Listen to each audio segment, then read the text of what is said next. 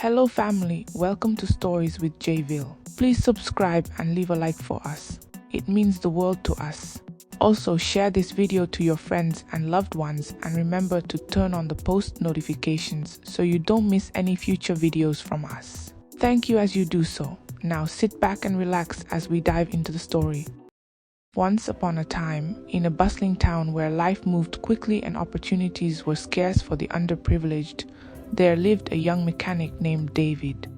From dawn till dusk, David toiled in his workshop, repairing vehicles that ranged from rusty old vans to the occasional sleek car of a wealthier client. His hands were always stained with grease, and his overalls bore the marks of years of hard labor. Yet, despite his efforts, wealth seemed like a distant mirage, shimmering but always out of reach. David wasn't just working for himself. He was the sole breadwinner for his family after their parents passed away. His younger sister, Grace, was the light of his life. She was gentle, full of hope, and believed in David's potential even when he doubted himself. "David, don't give up," she would often say, her soft voice carrying an unwavering conviction. "You're stronger than this struggle. Better days are coming." But as the years dragged on, Grace's optimism became harder for David to share. Customers at the workshop dwindled. The economy was tough, and many preferred to fix their cars themselves or leave them to rust. The weight of their unpaid rent, mounting debts, and the inability to buy Grace even a single new dress for her birthday gnawed at him. Every day David prayed for a breakthrough, but the heavens remained silent. One sweltering afternoon, as David worked under the hood of an old pickup truck, a sleek black SUV pulled up to his workshop. The vehicle's polished exterior glistened under the sun, a stark contrast to the dusty surroundings. A man in an immaculate suit stepped out. He looked out of place, like a king visiting a pauper's quarters. "Are you David?" the man asked, his voice smooth and commanding. "Yes, sir," David replied, wiping his hands on a rag and straightening up. His curiosity was piqued. Men like this didn't usually find their way to his modest workshop. The man introduced himself as Mr. Adams. "I've heard you're one of the best mechanics in town. I need this car serviced quickly. Can you handle it?" David nodded eagerly. "Of course, sir, I'll get started right away." As David worked on the SUV, Mr. Adams struck up a conversation. "You work hard," he observed, "but does it ever feel like no matter how hard you try, life refuses to reward you?" David paused, surprised by the accuracy of the question. "Every day," he admitted. "It's like the harder I work, the further success slips away." Mr. Adams smiled knowingly. "I used to be like you, working tirelessly with nothing to show for it. But then I found a path that changed everything. Now life bends to my will." David's interest was piqued. "What path?" Mr. Adams chuckled. "All in good time, my friend. You're not ready yet. But if you want to change your life, come to this address." He handed David a card with a golden emblem embossed on it. That night, David stared at the card, torn between skepticism and the flicker of hope it ignited. Could this be the answer to his prayers, or was it too good to be true? David couldn't sleep that night. The golden emblem on the card glinted in the dim light of his workshop, teasing him with the promise of a life he had only dreamed about. It was a life free from the chains of poverty, free from the constant fear of not being able to care for Grace. As the hours crept by, the words of Mr. Adams replayed in his mind. "Life bends to my will." The following morning, Grace noticed his distraction. She poured him a cup of tea and sat beside him. "David, you seem distant. Is something bothering you?" He hesitated before responding. "Someone came by yesterday, a wealthy client. He told me there's a way out of this life." Grace looked at him with a mix of concern and curiosity. "What kind of way?" David shrugged, avoiding her gaze. "He didn't say much. Just gave me this." He handed her the card. Grace examined it, her brows furrowing. "It looks strange. What kind of person gives out something like this?" "I don't know," David admitted, running his hands through his hair. "But what if it's real, Grace? What if this is our chance to escape this struggle? For once, I just want to live without constantly worrying about money." Grace placed a comforting hand on his shoulder. "I understand, David, but be careful. Not every door that opens leads to a good place." Despite her words, David couldn't shake the temptation. The allure of a better life was too strong to ignore. That evening, as the sun dipped below the horizon, casting long shadows over the workshop, David made up his mind. He was going to the address on the card. The address led him to a part of town he had never ventured into before. The streets were eerily quiet, lined with grand buildings that seemed untouched by time. One building stood out, a large structure with towering gates and an imposing facade. It looked like a church complete with stained glass windows and a tall steeple. The golden emblem from the card was etched above the entrance. David hesitated, his heart pounding in his chest. Was this a church? It certainly looked like one. Perhaps Mr. Adams had directed him to a religious group that helped the less fortunate. Taking a deep breath, he pushed the heavy doors open and stepped inside. The interior was grander than he had expected. Rows of polished wooden pews stretched toward an ornate altar, illuminated by flickering candles. A group of well-dressed individuals sat in the front pews, their heads bowed as if in prayer. At the center stood a man in flowing robes, tall, charismatic, and exuding an air of authority. "Welcome, David," the man said, his voice resonating through the hall. "We've been expecting you." David froze. How did they know his name? Mr. Adams appeared from the side and placed a reassuring hand on David's shoulder. "Don't be afraid. This is where lives are transformed." The robed man stepped closer, smiling warmly. "You seek a better life, do you not?" David nodded, his voice barely above a whisper. "Yes, I'm tired of struggling." "Then you've come to the right place," the man said, gesturing for David to follow him. "Here, we will teach you how to command wealth, success, and power. But first, you must prove your commitment." As David walked deeper into the building, a knot of unease began to form in his stomach. Something about the place felt off, yet the promise of a better life kept him moving forward. He couldn't shake the feeling that he was standing on the precipice of something life-changing, for better or worse. David followed the robed man through a long, dimly lit corridor. The flickering flames of the candles on the walls cast eerie shadows, making the hall feel alive. Every step echoed like a warning, but the warmth of Mr. Adams' hand on his shoulder reassured him. Finally, they reached a large wooden door. The robed man paused, turning to David with a solemn expression. "What lies beyond this door," he began, "is not for the faint-hearted. If you choose to proceed, your life will change forever."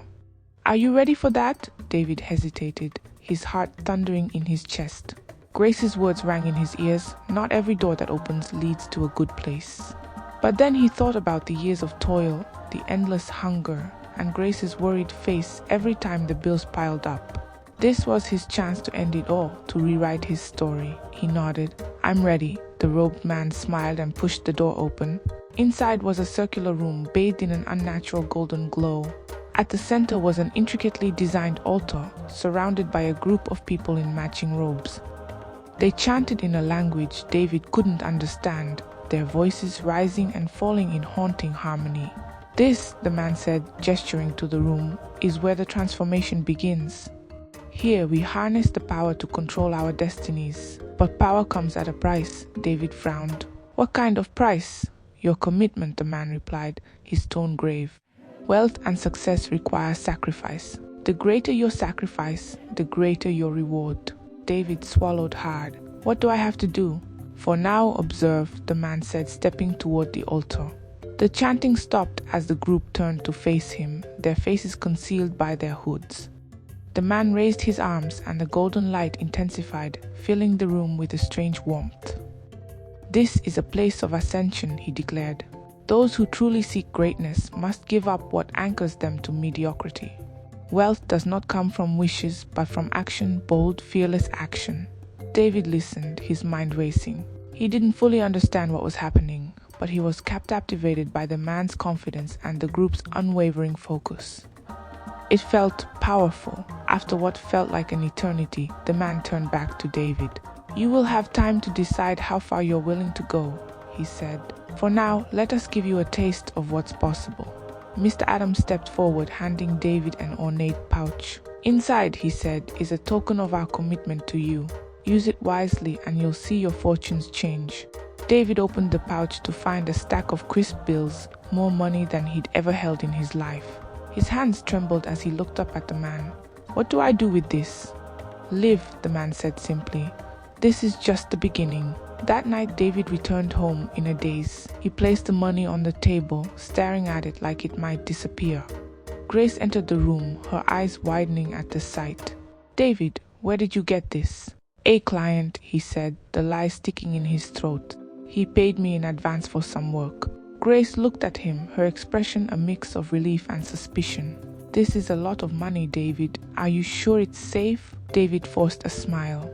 It's our chance to breathe, Grace. For once, we don't have to worry.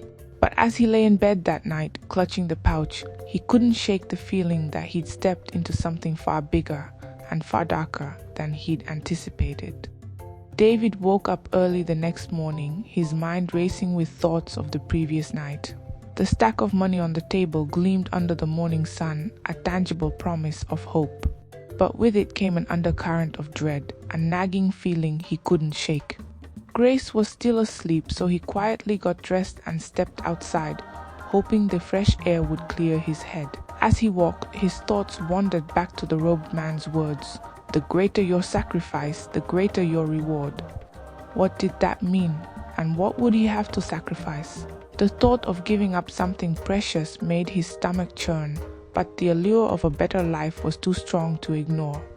When he returned home, Grace was in the kitchen, preparing breakfast. She looked up and smiled, but her eyes betrayed her concern. You were up early, she said, handing him a cup of tea. Is everything okay? David nodded, forcing a smile. Just needed some air. Grace sat across from him, her hands clasped tightly. David, I need to ask, that money, are you in trouble? Is someone going to come looking for you? David hesitated, the weight of his decision pressing down on him. No, he said finally, it's legitimate. I promise you. Grace studied him for a moment before nodding. Okay, but if something's wrong, you'll tell me, right? Of course, David lied, hating himself for it. He couldn't drag her into this, not until he understood it himself. Later that day, Mr. Adams called. David, his voice was calm but commanding. How are you feeling? Confused, David admitted. I don't understand what's happening. That's normal, Mr. Adams replied. The path to greatness isn't always clear at first, but you've taken the first step and that's what matters. What happens next? David asked. There's a gathering tonight, Mr. Adams said. You'll learn more then. That evening, David found himself back in the dimly lit hall, the weight of his decision heavier than ever. The robed man greeted him with a nod and led him into chamber. This time, the atmosphere was different, more intense. The group was larger, their chants louder, filling the space with a palpable energy. The robed man stepped forward, addressing the group. Tonight, we welcome a new seeker, David. He has taken the first step toward rewriting his destiny. The group turned to David, their eyes hidden but their focus unmistakable. He felt exposed, vulnerable, but also strangely empowered. The man gestured for David to approach the altar. This is your moment of truth, he said. Before you can ascend, you must decide what you're willing to sacrifice. David's heart pounded. What kind of sacrifice? The man smiled, his expression unreadable. Something precious, something that anchors you to your old life.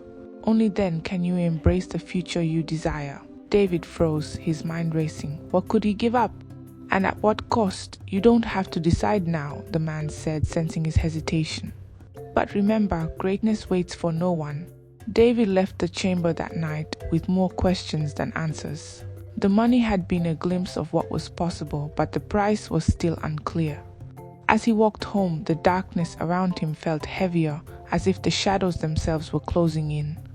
Grace was waiting for him when he got back, her eyes filled with worry. David, what's going on? She asked softly. You've been so distant. I'm just trying to figure things out, he said, avoiding her gaze. But even as he spoke, he knew the truth was far more complicated and far more dangerous than he could ever admit. The days that followed were a blur for David. The weight of the robed man's words lingered in his mind like a heavy cloud. He carried on with his work at the garage, repairing cars and trying to keep his thoughts grounded. But the promise of wealth and the mysterious nature of the gathering gnawed at his resolve. Grace noticed his unease. David, you've been distracted, she said one evening as they sat down for dinner. Are you sure you're okay? He forced a smile. I'm fine, Grace. Just thinking about how to make things better for us. Grace reached across the table, her hand warm against his. We've always managed, haven't we? You don't have to carry this burden alone. Her words were kind, but David couldn't tell her the truth, not yet. Instead, he nodded and said, I know. A week later, Mr. Adams called again. David, the time has come to take the next step, he said. We need you to meet us tomorrow night. David hesitated. I still don't understand what this is about. You will, Mr. Adams replied cryptically. But you need to trust the process. Remember what you've already received. David glanced at the bundle of cash he had hidden in a drawer. It was enough to cover their rent and then some, but it felt heavier than gold, a silent reminder of the strings attached. The following evening, David found himself in the same shadowy chamber, surrounded by the robed figures. The air was thick with tension as the leader stepped forward. David, the man said, his voice echoing in the room, you've proven your willingness to change your life. But every transformation requires a sacrifice. David's chest tightened. What do you mean? The leader gestured toward a small, dimly lit table. On it was a simple, unassuming knife and a photograph of his younger sister, Sarah. David's heart stopped. No, he said, shaking his head. I can't. The leader's expression didn't change. Greatness is not for the faint-hearted, David. You must let go of what holds you back. Only then can you embrace the life you've always dreamed of. David stepped back, his mind racing. Sarah was the only family he had left. She had always believed in him, even when he doubted himself. I can't do this, he said again, his voice trembling. The leader's gaze hardened. Then you forfeit everything. The wealth, the power, the respect, it will all be gone. David looked around the room, the robed figures watching him silently. The promise of a better life was so close, but the cost was unthinkable. I need time, he said finally. The leader nodded. You have until the next gathering. Choose wisely, David. Your future depends on it. That night, David couldn't sleep. He lay awake, staring at the ceiling, the leader's words echoing in his mind. The promise of wealth was tempting, but the price was too high. As dawn broke, David made a decision. He couldn't go through with it, but he also knew that walking away from the group wouldn't be easy. He would have to find a way to protect himself and Grace from whatever consequences might come. The shadows that had once seemed like a path to freedom now felt like a prison, and David knew that his choices were running out. As the first rays of dawn seeped through the window, David sat at the edge of his bed, staring into the distance. His thoughts were a tangled web of fear, regret, and determination. The image of Sarah's photograph on the altar haunted him. How did I let it come to this? He wondered. Grace stood beside him, her voice pulling him back to reality. David, you're up early. Did you even sleep? He turned to her, masking his turmoil with a forced smile. Just thinking about work, you know how it is. Grace studied him for a moment, her eyes filled with concern. You've been so distant lately. If something's wrong, you can tell me. We'll face it together. Her words hit him like a hammer. She was his anchor, the one person who had always stood by him. How could he tell her that he had wandered into something dark and dangerous? Instead, he reached out, taking her hand in his. I promise everything will be fine, he said, though the words felt hollow even as he spoke them. That evening, David drove to Sarah's house. His younger sister greeted him with her usual warmth, oblivious to the storm brewing inside him. David, she exclaimed, throwing her arms around him. It's been a while. How's Grace? She's fine, he replied, his voice strained. I just wanted to check on you. Sarah laughed. I'm doing great, big brother. But you look like you've seen a ghost. Is something wrong? David hesitated, his mind racing for an answer. Work's been stressful, that's all. Just needed to see my favorite sister. Sarah rolled her eyes playfully. I'm your only sister, David, but I appreciate the sentiment. As they chatted, David found himself studying her more closely. She was full of life, with a bright future ahead of her.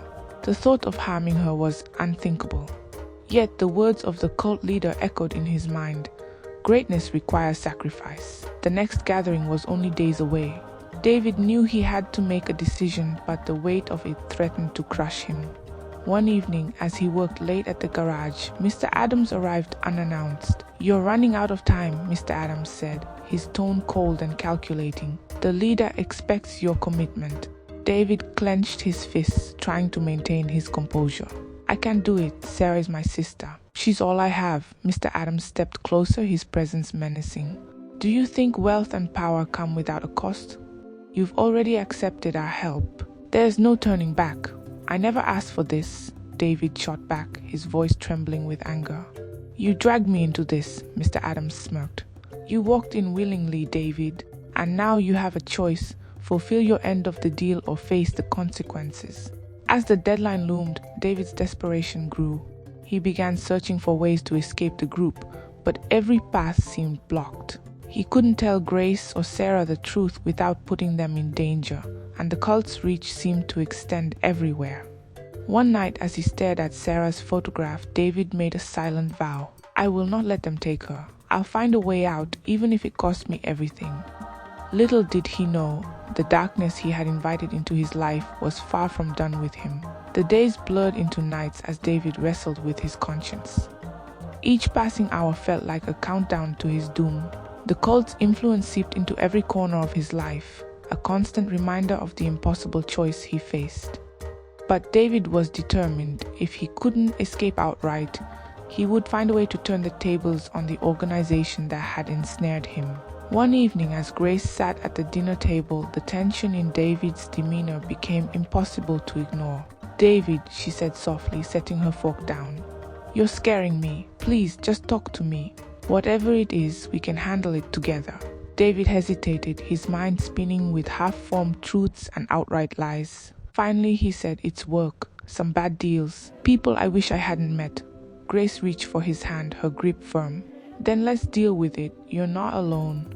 Her words were like a lifeline, but David knew the full truth would shatter her. He forced a smile and nodded. "I'll figure it out, Grace. Just be patient with me." The next day, David decided to visit an old friend, Patrick, a man known for his resourcefulness and street smarts. Patrick had been a mechanic like David, but his knack for uncovering secrets had turned him into a private investigator of sorts. When David arrived at Patrick's small office, the man greeted him with a grin. "David, long time. You look like you've been through the ringer."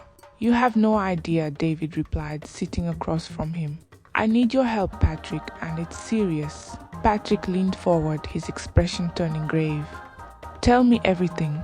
David hesitated, then recounted the events that had led him to this point, omitting the specific details about the cult. He framed it as a dangerous group pressuring him into something he couldn't do. Patrick listened intently, his brows furrowed. "David, you've got yourself tangled up with some heavy hitters," Patrick said. "But there's always a way out. The trick is finding their weak spot." David felt a flicker of hope. "Can you help me?" Patrick nodded. "I'll start digging, but you need to be careful. These people don't play fair." Meanwhile, Sarah noticed the change in her brother's behavior.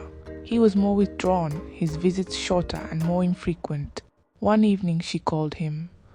"David, is something wrong?" she asked, her voice laced with concern. "No, Sarah," he replied quickly. "I've just been busy. You know how life is." She didn't believe him, but she let it go.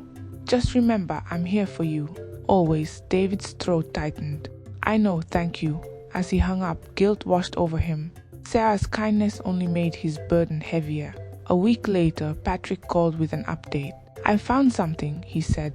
"Their leader, this so-called pastor, has a history. He's been involved in similar schemes in other places, using religion as a front." David's heart raced. "What do we do?" Patrick's voice was steady. "We gather evidence, enough to take them down. But it's risky, David. They'll come after you if they catch on." David's resolve hardened. "I don't care. I just want my life back." That night, David stared at the photograph of Sarah on his nightstand. He thought of the sacrifices he had already made and the line he refused to cross. For the first time in weeks, a sliver of hope pierced the darkness. But the cult was not blind to his growing resistance. Unbeknownst to him, they were already watching, waiting for him to falter. The battle for David's soul was far from over. The days grew darker for David as the cult's grip tightened around him. He juggled his facade of normalcy while working with Patrick to expose the sinister truth behind the so-called church. But the closer he got to unraveling their secrets, the more dangerous the game became. One evening, Patrick called David, his voice low and hurried. "David, I've got something big. We need to meet." Tonight, David agreed and met Patrick at a secluded cafe from prying eyes. Patrick slid a folder across the table, his expression grim. "This leader of theirs, Pastor Emmanuel, isn't just some smooth-talking conman. He's connected to some powerful people," Patrick whispered. "And there's more: financial records, bribes, even links to disappearances that never made the news." David's blood ran cold as he flipped through the documents. "How do we use this?" "We leak it," Patrick replied. "Expose him to the world, but we have to be smart about it." David nodded, his mind spinning with possibilities. But a shadow of doubt lingered. He knew how ruthless these people were. Would they retaliate? Meanwhile, the cult had started to suspect David's loyalty. Pastor Emmanuel called him for a private meeting at the church. David's heart pounded as he walked into the office, the air thick with tension. "You've been quiet lately, David," Emmanuel said, his piercing gaze fixed on him. "Is everything all right?" "Yes, Pastor," David replied, forcing a smile. "Just trying to balance everything." Emmanuel leaned back, studying him. "Good, because we are about to take things to the next level. I need you to prove your commitment." David's stomach twisted. "What do you mean?" Emmanuel stood and walked to the window. "There's someone in your life who holds you back, keeps you tied to the world. You need to let them go." David's heart stopped. He knew exactly who Emmanuel meant. "I can't." "You must," Emmanuel interrupted, his voice cold and unyielding. "If you want to prosper, sacrifices must be made." David left the church that night with dread clawing at his chest. He knew he was running out of time. The next day, David and Patrick met again to plan their next move. They decided to record a conversation with Emmanuel, hoping to capture incriminating evidence. David returned to the church, this time with a small recording device hidden in his pocket. He forced himself to sit through Emmanuel's sermon, his words dripping with false promises. Afterward, David approached Emmanuel under the guise of seeking guidance. "Pastor, I've been thinking about what you said," David began, his voice trembling. "About sacrifices," Emmanuel's eyes lit up with approval. "Good. Then you understand what needs to be done." David pressed further, carefully steering the conversation. But before he could gather enough evidence, a loud knock interrupted them. One of the cult members entered, whispering something to Emmanuel. "We'll continue this later," Emmanuel said, dismissing David. David left frustrated and scared. He shared the recording with Patrick, but they both knew it wasn't enough to take Emmanuel down. Unbeknownst to David, the cult had been monitoring him closely. They had seen him with Patrick, and their patience was running thin.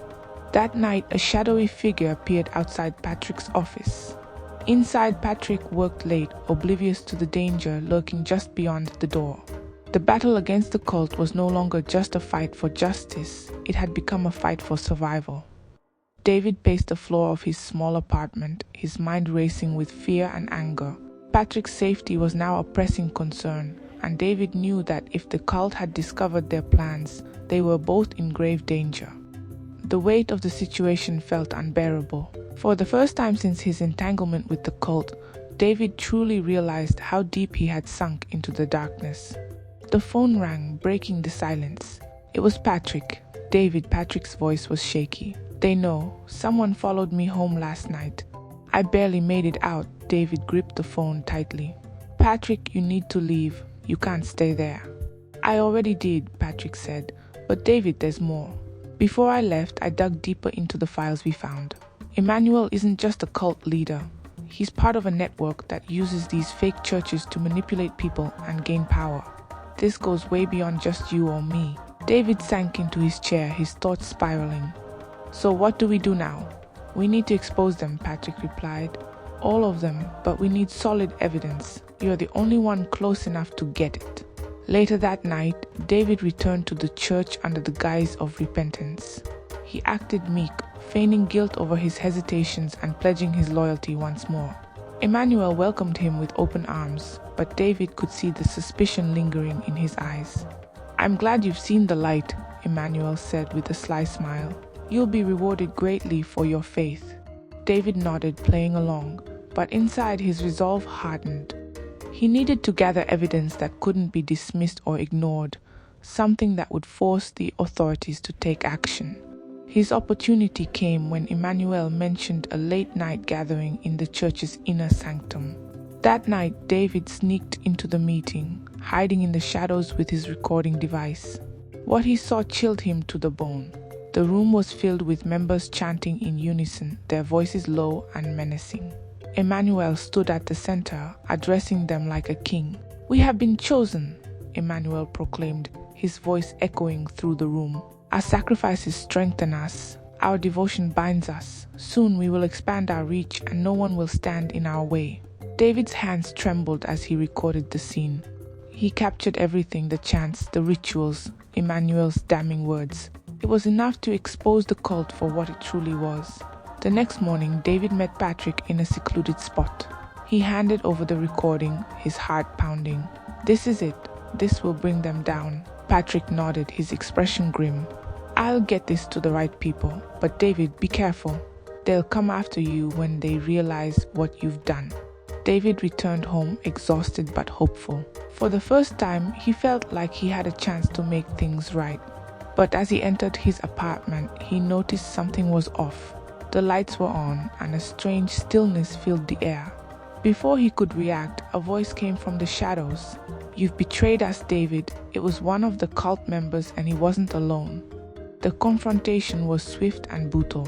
David barely escaped, his body bruised and his mind racing. He knew he couldn't stay in one place anymore. The cult was onto him, and they wouldn't stop until they silenced him. With nowhere else to turn, David reached out to Patrick. Together, they devised a plan to release the evidence to the public.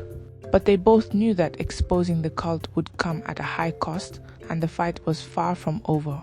David barely slept that night. Every creak of the floorboards, every whisper of the wind outside his window sent chills down his spine. The cult was everywhere, and now that they knew he was a threat, there was no telling how far they would go to stop him. But David wasn't about to give up. He had come too far to let fear silence him. The next morning, Patrick arrived with a laptop and several files. "I've made multiple copies of the recording," he said, his voice steady but grim. "We'll send them anonymously to the authorities, the press, and social media." "They can't silence everyone," David nodded, his resolve firm. "It's time the world knows the truth."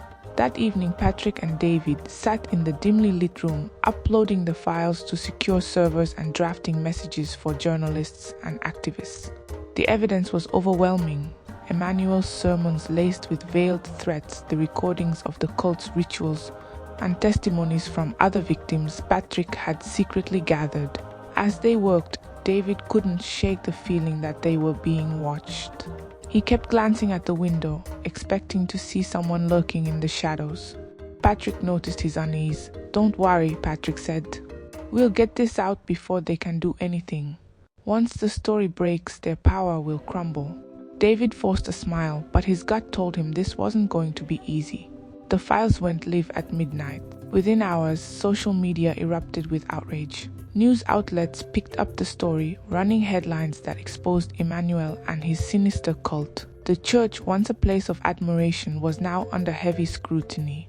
David and Patrick watched the fallout from a safe house. Patrick's contacts in law enforcement assured them that an investigation was underway, but David knew the cult wouldn't go down without a fight. 3 nights later, David woke to the sound of shattering glass. He bolted upright, his heart pounding. Patrick was already on his feet, holding a makeshift weapon, a crowbar they'd kept for emergencies. "They're here," Patrick whispered. The 2 men moved cautiously, peering out the windows. Shadows danced in the moonlight, and muffled voices grew closer. The cult had found them. David's mind raced. They couldn't let themselves be captured, not when they were so close to bringing Emmanuel down. Patrick gestured for David to follow him. Together, they slipped out the back door, staying low and moving quickly. The night was cold and every sound seemed amplified. Dogs barked in the distance, and the rustling of leaves made David's skin crawl. But they didn't stop. They couldn't. By morning, they had reached another safe location, a small abandoned warehouse on the outskirts of the city. Patrick checked their surroundings while David collapsed onto an old chair, his body aching and his mind reeling. "We can't keep running forever," David said, his voice barely above a whisper. Patrick placed a hand on his shoulder. "We won't have to. The authorities are closing in on them. We just need to hold out a little longer." David nodded, but deep down he wondered if they would survive long enough to see Emmanuel and his cult brought to justice. The days that followed were a blur of tension and waiting. David and Patrick remained in hiding, moving locations frequently and keeping communication to a minimum. The news was relentless, with reporters uncovering more victims and sinister details about Emmanuel's so-called church. The public's outrage was palpable, but David knew the cult wouldn't go down quietly. One evening, as they listened to a radio broadcast about the growing scandal, Patrick received a call from one of his contacts in law enforcement. "They're raiding the compound tomorrow morning," the voice said. "But you two need to stay hidden. Emmanuel has people everywhere. If they find you before the raid, there's no guarantee of your safety." Patrick relayed the information to David, whose relief was mixed with apprehension. "What if they escape before the raid?" David asked, his voice heavy with worry.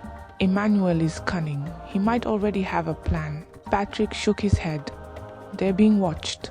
The authorities are taking this seriously. We just need to trust that justice will be served." That night, David couldn't sleep. Memories of his sister haunted him, her laughter echoing in his mind alongside the horrific images of the sacrifice he'd been forced to make. Guilt clawed at him, a relentless weight that no amount of justice could lift. He stared at the flickering candlelight, wondering if he would ever find peace. Suddenly there was a knock at the door, soft but deliberate. David froze, his heart pounding. Patrick grabbed the crowbar and motioned for David to stay back. Slowly, he approached the door, peering through the peephole. "It's one of my contacts," Patrick whispered, relief washing over him. He opened the door to reveal a young woman in plain clothes, her face tense but determined. "We've got a problem," she said, stepping inside and shutting the door behind her. "Emmanuel knows about the raid. He's planning to flee tonight." David's stomach dropped. "We have to stop him," he said, his voice firm. The woman shook her head.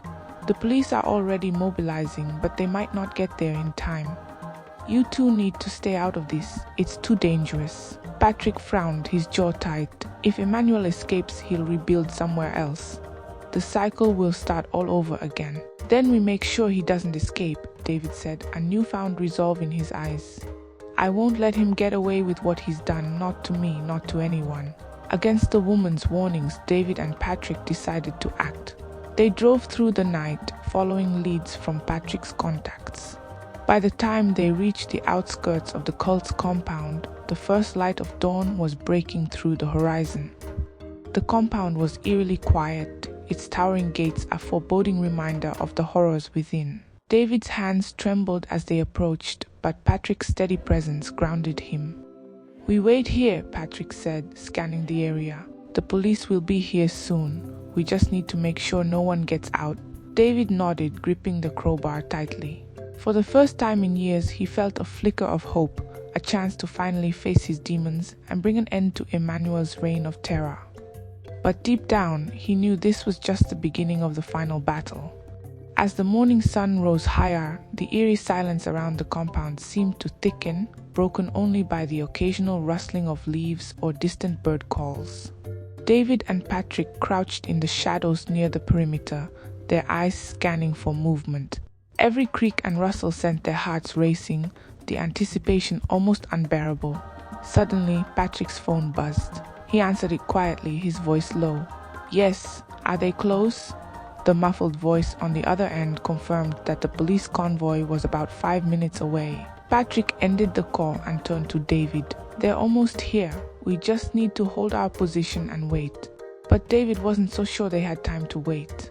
Movement near the back of the compound caught his eye, a group of figures slipping out of a side door. Among them was Emmanuel, his white robe catching the sunlight, a stark contrast to the darkness surrounding his actions. "There!" David hissed, pointing. Patrick followed his gaze and cursed under his breath. They're trying to slip out before the raid. David's pulse quickened. We have to stop them. Patrick grabbed his arm, his grip firm. We can't go rushing in. Let the police handle this. They'll be gone by the time the police get here. David shot back, his voice filled with urgency. You saw what they did to my sister, to all those people. I can't let him walk away. Patrick hesitated for a moment before nodding. All right, but we have to be smart about this. Follow my lead. The two men moved stealthily, keeping to the shadows as they closed in on the escaping group. Emmanuel and his followers were heading toward a waiting van parked in a hidden clearing. David's heart pounded as he drew closer, the faces of the victims he'd seen flashing before his eyes. Patrick motioned for David to stay low as he crept closer to the van. In a swift motion, Patrick slashed the van's tires with his knife, ensuring it wouldn't go anywhere. The sudden sound startled Emmanuel's group, and they froze, scanning the area. Who's there? Emmanuel's deep, commanding voice echoed through the clearing. His eyes narrowed as he surveyed the shadows. Show yourself. David stepped out, his hands clenched into fists. It's over, Emmanuel. You're not getting away this time. Emmanuel's face twisted into a sneer. David, I thought you'd have the sense to stay in hiding. But here you are, ready to throw your life away. Patrick emerged behind David, his presence steady and unyielding. The police are on their way. You're finished. Emmanuel's followers began to scatter, but Emmanuel stood his ground, his confidence unnerving. You think you can stop me? You're nothing without me, David. You owe your success to me. David's rage boiled over. I owe you nothing. You stole my sister's life. You destroyed countless others, and now you'll pay for it. As Emmanuel reached for something under his robe, sirens pierced the air, growing louder by the second. The police convoy burst onto the scene, officers pouring out and surrounding the clearing. Emmanuel's composure faltered for the first time. This isn't over, he hissed before being tackled to the ground by officers. David watched as Emmanuel was handcuffed and led away. Relief and exhaustion washed over him, but the weight of his sister's loss remained heavy on his shoulders. Patrick placed a hand on his shoulder, grounding him. It's over, Patrick said softly. You did it. David nodded, but he knew the road to healing was just beginning. The nightmare was over, but the scars it left behind would take time to heal. As he watched Emmanuel disappear into the police van, David whispered a quiet promise to his sister. I'll make sure your story is never forgotten. As the morning sun crept over the horizon, the small town buzzed with whispers of the previous night's events. News of the raid at the infamous church spread like wildfire, and the community was torn between disbelief and vindication. David stood outside his modest workshop, staring at the newspaper clutched in his trembling hands.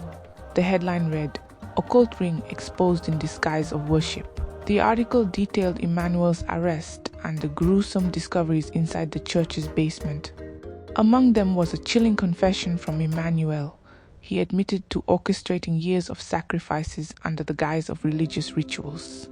The victims were often lured by promises of prosperity, only to be betrayed and consumed by the darkness of their own greed.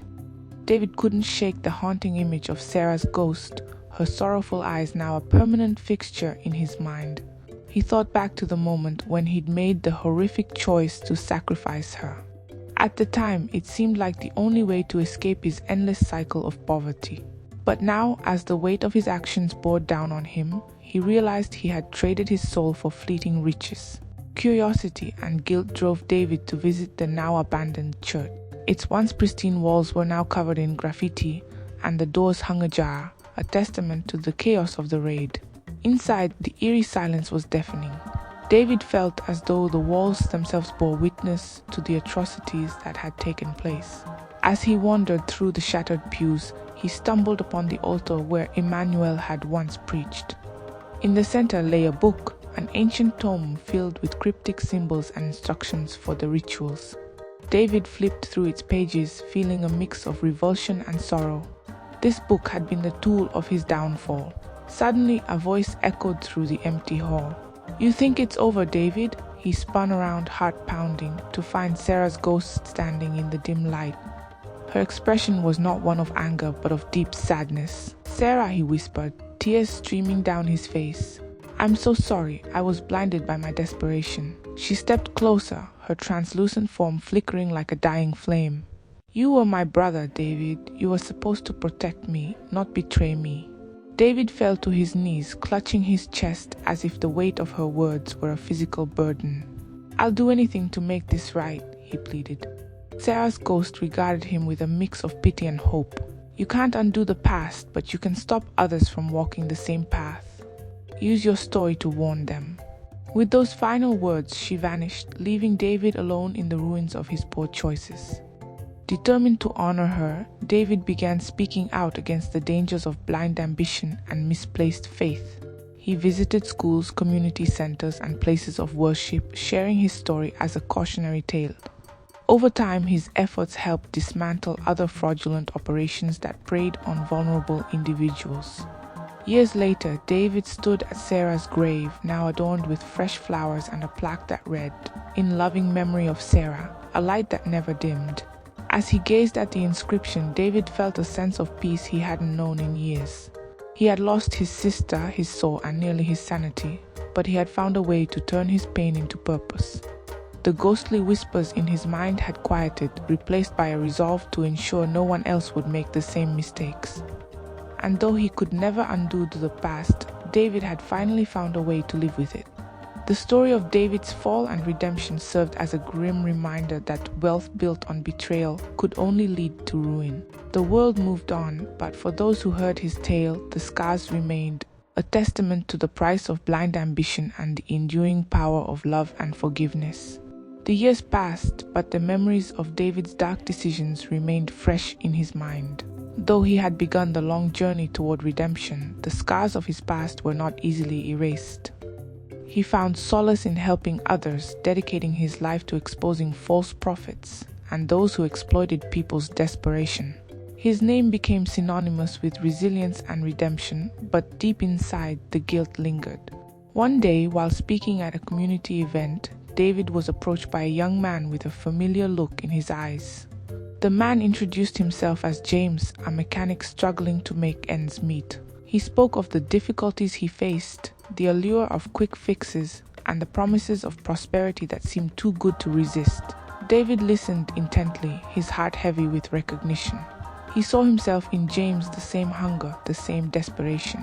"James," he said, placing a firm hand on the young man's shoulder, "I know the path you're tempted to take. I walked it, and it cost me more than I can ever repay. Let me show you another way." He spent hours with James, sharing his story, not as a cautionary tale, but as a testament to the consequences of chasing wealth at any cost. For the first time, David felt that his past might serve a greater purpose, that his sister's sacrifice might not have been entirely in vain. As James left, determined to change his course, David looked up at the sky, a small smile breaking through his somber expression. "Sarah," he whispered, "I hope you see this. I'm trying to honor you." The next few years brought David a sense of fulfillment he hadn't known before. He worked tirelessly to build a foundation that supported young people, offering them opportunities to learn trades and gain skills without falling into the traps of greed and exploitation. The foundation was named after Sarah, a tribute to her light that had been extinguished too soon. One evening, as David closed up his small office, he felt a sudden chill in the air. Turning around, he thought he saw a familiar figure, a faint silhouette standing by the doorway. It was Sarah, her face soft and kind, free of the torment that had once haunted her. "You've done well," her voice echoed gently. "You've turned darkness into light, pain into purpose." David's throat tightened, tears streaming down his face. "I wish I could have done more," he choked out. "I wish I could bring you back," she smiled, her form beginning to fade. "You've given me peace, David. That's more than enough." And just like that, she was gone. But this time, David didn't feel the crushing weight of guilt. Instead, he felt a warmth, a sense of closure that had eluded him for so long. He stood there for a moment, the quiet enveloping him like a comforting embrace.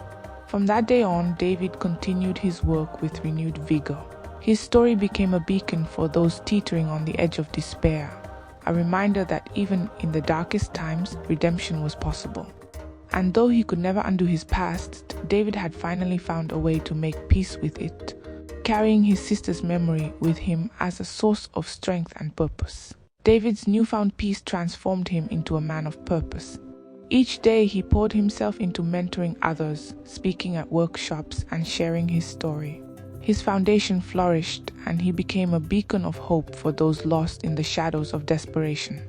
However, his past occasionally resurfaced, a haunting reminder of the mistakes he could never fully escape.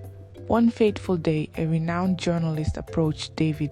She introduced herself as Monica, a reporter investigating fraudulent religious organizations. She had heard whispers of David's story and his mission to expose deceitful leaders. "David," Monica began, "your experiences could bring to light the schemes of those exploiting others in the name of faith. Would you consider working with me on an exposé?" David hesitated. Reliving his past in such a public way was a daunting prospect, but he saw an opportunity to prevent others from falling into similar traps.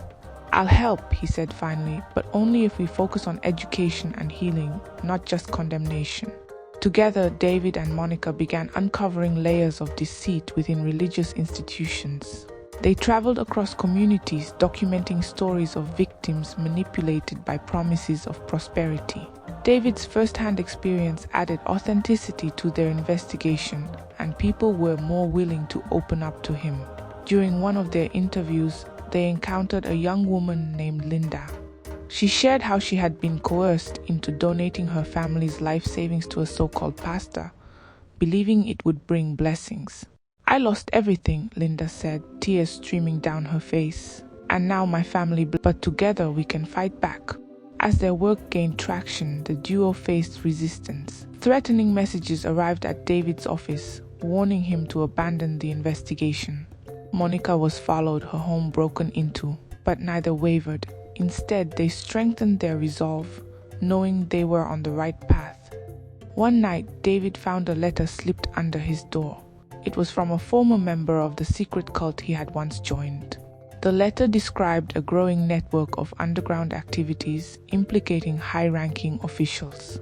It also revealed the cult's new plan to recruit vulnerable youth under the guise of scholarship programs. David knew this was his chance to confront his past head-on. He reached out to Monica and shared the letter.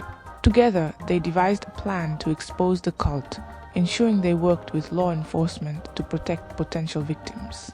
The final confrontation was tense. David and Monica orchestrated a sting operation, uncovering evidence that shocked even the authorities. When the cult's leader was arrested, David felt an overwhelming sense of justice, not just for himself, but for all those who had suffered.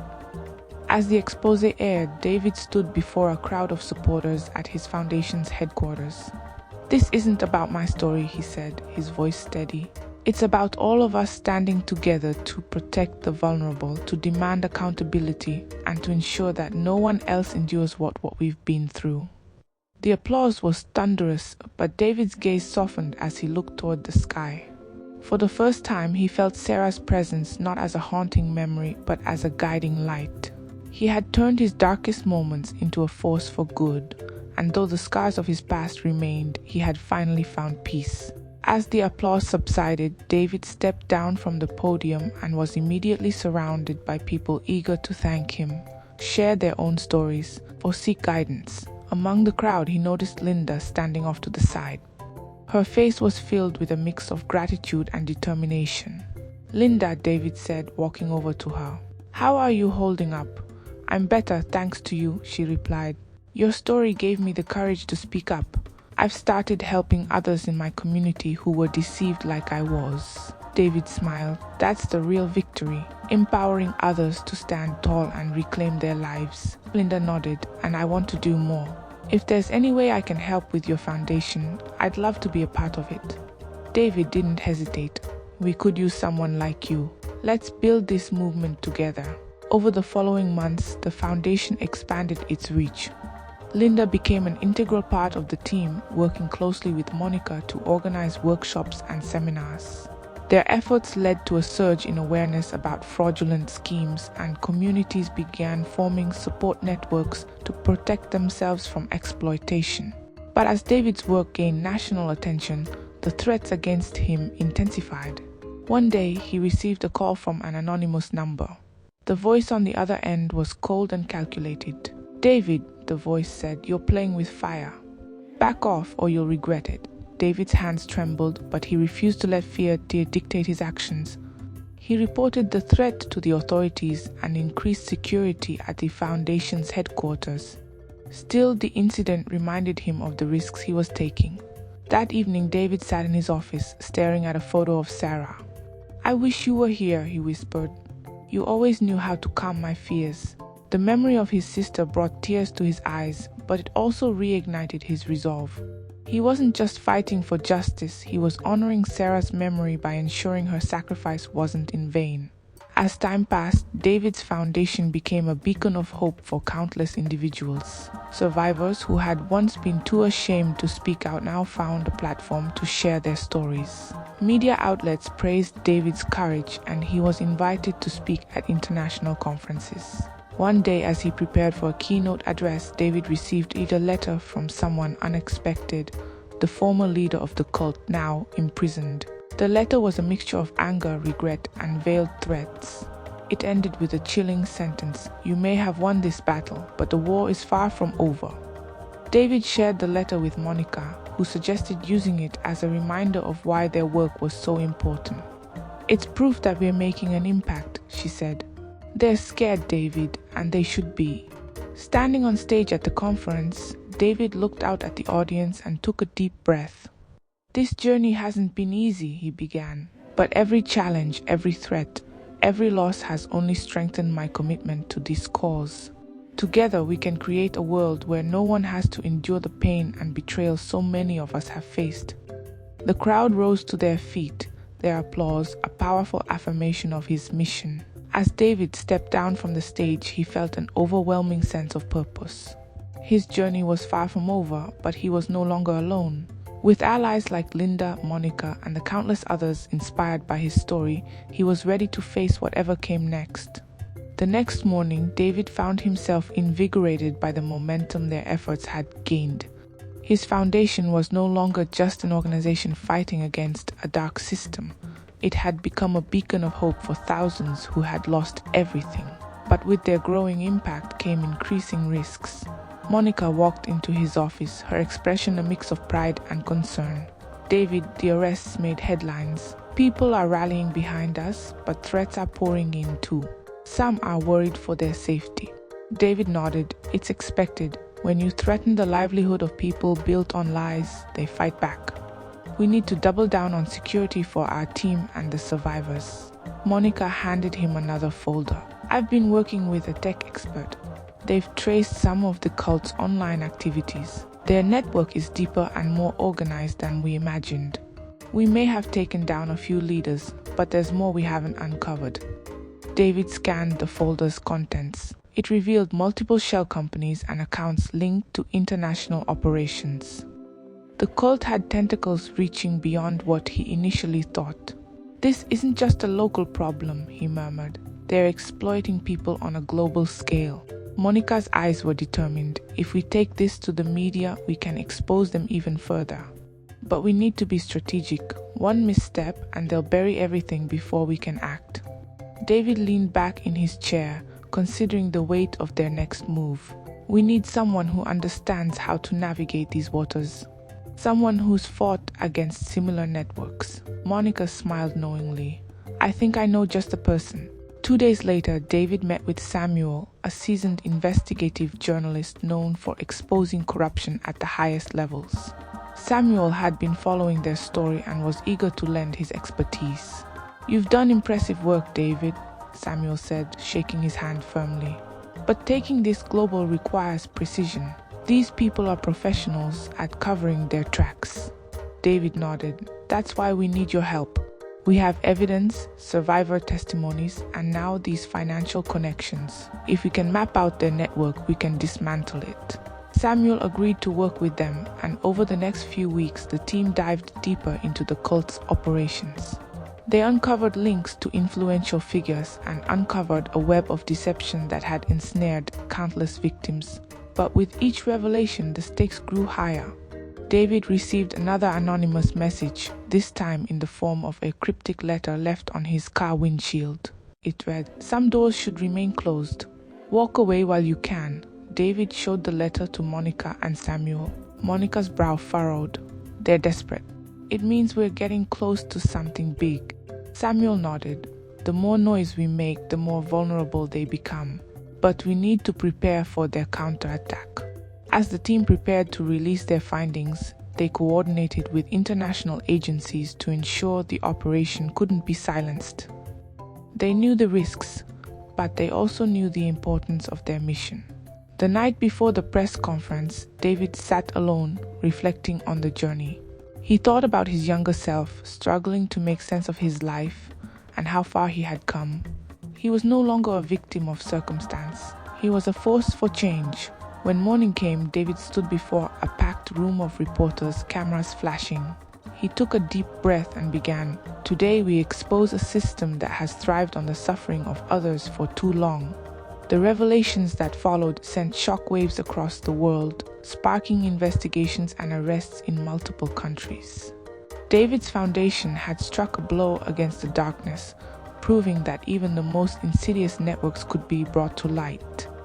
But as David left the press conference, a lingering thought remained: their fight was far from over. There would always be new battles, but he was ready. With his team and unwavering determination, he knew they would continue to make a difference. As David exited the press conference, the weight of his words still lingered in the air. Reporters clamored for more sound bites, their voices blending into a cacophony that David barely heard. Monica placed a reassuring hand on his shoulder as they made their way to the car. "You did it, David," she said, her voice filled with pride. "You've set the wheels in motion. The world is watching now." David nodded, though his expression remained serious. "This is just the beginning. They'll retaliate. We need to be ready." Back at the Foundation's headquarters, the team gathered to review the aftermath. The press conference had gone viral, with millions tuning in to hear the shocking revelations about the cult's global operations. Survivors began reaching out in droves, sharing their own stories and providing more evidence. The momentum was undeniable. Samuel entered the room holding his laptop. "You won't believe this," he said, placing it on the table. "I've been monitoring online chatter. It looks like some of the cult's affiliates are scrambling to cover their tracks. Bank accounts are being emptied and shell companies are dissolving overnight." "Good," Monica said, her tone sharp. "They're panicking. That gives us the upper hand." But Samuel's face was grave. "It also means they're desperate. We've received multiple cyber attacks on our website. Someone out there is trying to silence us." David stood, his resolve hardening. "We anticipated this. Strengthen the firewalls and back up all the data. We can't afford to lose anything." The team worked tirelessly over the next few days, fortifying their defenses and coordinating with international authorities. Arrests began rolling in, and high-profile names tied to the cult were exposed. The public outcry grew louder, demanding justice. One evening, as David was preparing to leave the office, he received a phone call from an unknown number. Hesitant, he answered. "Mr. David, you've caused quite a stir," a calm but menacing voice said. "Do you really think you can win this fight?" David's grip on the phone tightened. "Who is this?" "Someone who understands the cost of playing hero," the voice continued. "Walk away while you still can. You have much to lose." The line went dead, leaving David staring at the phone. He immediately reported the call to Monica and Samuel, who urged him to take extra precautions. Security around the Foundation was heightened, with guards stationed at every entrance. Despite the threats, David refused to back down. His determination only grew stronger, fueled by the stories of survivors who had suffered for years without hope. He knew the risks, but he also knew the importance of standing up to such an insidious system. As the days turned into weeks, the Foundation's efforts bore fruit. The cult's influence began to crumble, its leaders arrested or forced into hiding. Survivors found their voices empowered by David's courage. But David also knew the fight wasn't over. Shadows still lingered, and not all perpetrators had been brought to justice. One evening, as he looked out over the city skyline, Monica joined him. "You've done something incredible, David," she said softly. "You've given people hope." David turned to her, a faint smile on his lips. "Hope is just the beginning. Now we need to make sure this never happens again." As the foundation grew, so did its impact. David's journey from a struggling mechanic to a beacon of hope inspired countless others to fight against injustice. He had faced the darkness and emerged stronger, proving that even in the face of unimaginable challenges, change was possible. And though the scars of his past remained, they served as a reminder of his purpose. David had found his calling, and he would continue to fight, not just for himself, but for everyone who had ever been silenced, oppressed, or forgotten. We've come to the end of this story. Please subscribe to my channel to support me. Thank you.